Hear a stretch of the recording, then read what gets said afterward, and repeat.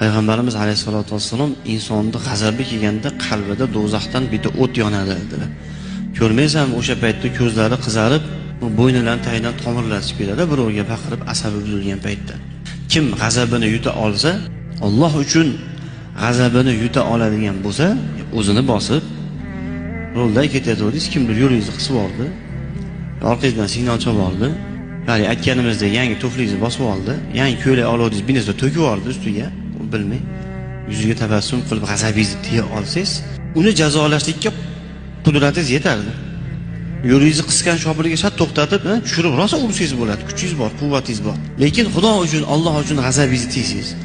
yoki mana dasturxonda o'tirib bittasi choy to'kib yubordi. Kiyimingizga choy to'kib yubordi.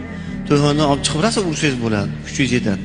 Lekin Alloh uchun yuziga qarab tabassum qilib, Xudo uchun g'azabingizni yutdingiz, yuziga qarab bitta kulib qo'ydingiz. Hijolat olmaysiz. Kim mana shu ishni qiladigan bo'lsa, mala Allohu yawmal qiyamati qalbahu rizon. Qiyomat kunida Alloh taolo o'sha bandani qalbiga rizoni to'ldiradi dedilar. Ya'niki shunaqa ne'matlar beradi o'sha bandaga Parvardigor olam. Qiyomat kunida o'sha bandani rozi qilib ag'iga o'tkazib yuboradi deganida. O'zimiz soddaroq tilda aytib. Alloh taolo u bandani ajri endi Allohning zimmasida bo'lib qoladi. Qiyomat kunida aynallazina ajruhum alalloh.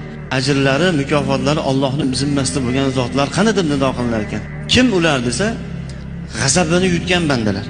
G'ashi kelganda, achchig'i kelganda va o'sha g'azabini bitta insonga o'tkazishlikka qodir, uni jazolashlikka qodir, o'rtag'ini yoki o'sha bitta zaifni jazolashlikka qodir, lekin o'sha g'azab paytida yutib, o'zini bosib, Xudo uchun kechirib yubordi hali banda. Ana o'shalar, ularning ajri Allohning zimmasida bo'lgan bandalar. Qani shu zotlar? Odamlarning ichidan bir toifa turar ekan, behisob jannatga kirar ekanda shular. Alloh taolo ularning ajrini berar ekanda.